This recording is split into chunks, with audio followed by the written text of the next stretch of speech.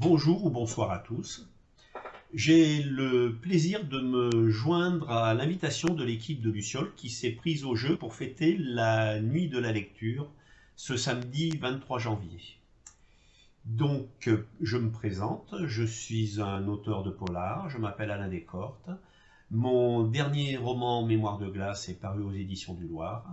Je vais avoir le plaisir de vous en lire le prologue.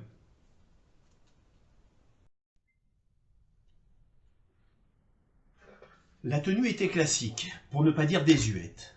La robe verte, au col arrondi, descendait jusqu'en dessous des genoux. Des carreaux gris à rayures, plus sombres, tentaient en vain de donner de l'originalité à la veste à manches longues.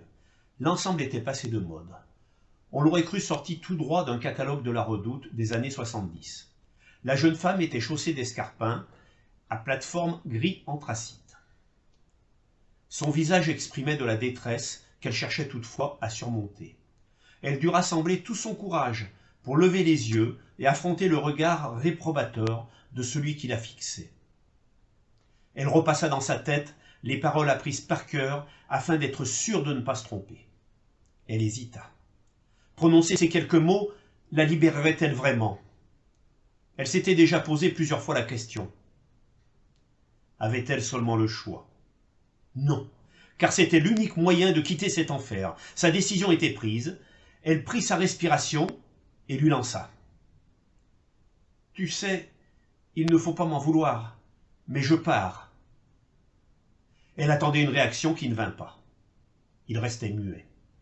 Telle une bonne élève, récitant une leçon apprise la veille, elle poursuivit. « Ne crois pas que c'est à cause de toi. Tu n'y es pour rien. Je t'aime. » Elle vit alors une larme couler sur le visage masculin. Elle attrapa la valise qui attendait à ses pieds. Le bagage était finalement plus léger qu'elle ne le pensait. Elle tourna la tête pour regarder vers la porte qu'il avait laissée ouverte. Un signe encourageant. Il tiendrait la promesse qu'il lui avait faite. La laisser partir où elle voudrait. La poignée de la valise en main, elle s'apprêtait à quitter la pièce. Elle pivota quand soudain, il lui prit le bras pour la retenir. Aucun son ne sortait de sa gorge, mais il semblait lui dire « Ne pars pas !» Elle aperçut d'autres larmes couler sur sa joue. La situation était absurde, mais il fallait en finir. Elle sentait enfin arriver l'aboutissement de cette horrible histoire. « Je reviendrai, je te le promets, reprit-elle sans aucune conviction. C'était terminé. Tout avait été dit. Elle sentit la pression des doigts sur son bras se relâcher. Libre de ses mouvements, elle se précipita hors de la pièce sans chercher à se retourner. Elle traversa le grand couloir et sortit par la grosse porte en chêne. L'air frais, les grands arbres, le chemin de terre, elle croyait rêver. Jusqu'au dernier moment, elle avait pensé qu'il la retiendrait. Elle s'était trompée.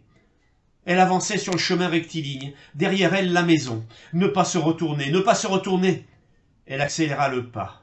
Par 2 fois, elle manqua tomber en se tordant le pied à cause des talons trop hauts qui ne faisaient pas bon ménage avec le sol caillouteux. Lui avait regagné sa chambre. De derrière la vitre, il la regarda s'éloigner. Le chemin s'enfonçait sous les bois. Bientôt elle disparaîtrait. Il ouvrit la fenêtre. Il pouvait encore la rappeler. Il s'y refusa et se rassura. Elle ne l'abandonnerait pas. Elle partait, mais elle reviendrait.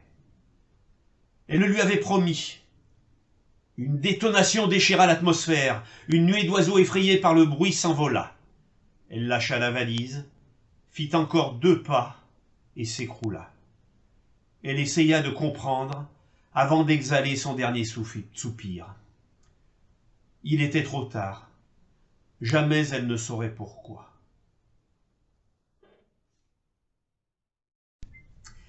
Voilà, c'était le prologue de Mémoire de glace. Donc si vous voulez connaître la suite, eh bien vous pouvez trouver Mémoire de glace dans toutes les librairies. Il est publié aux éditions du Loir. Alors bien sûr, vous pouvez naturellement le trouver à la librairie Luciole. Pour cela, demandez-le à Renaud. Voilà, bonne soirée.